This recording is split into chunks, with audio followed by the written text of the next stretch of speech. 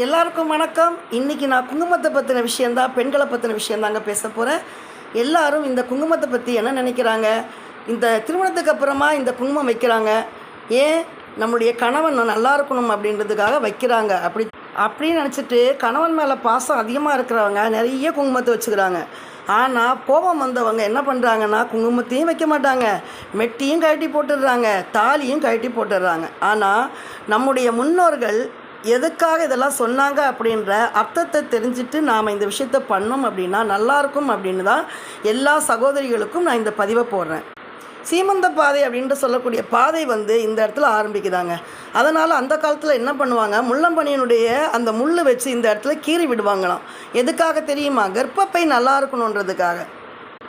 திருமணத்துக்கு அப்புறம் பிறக்கக்கூடிய குழந்தை நல்லா இருக்கணும், கர்ப்பப்பையில் நோய் வரக்கூடாது, கர்ப்பப்பை ஆரோக்கியமாக இருக்கணும், தாயின் செய் நல்லா இருக்கணும் அப்படின்றதுக்காக தாங்க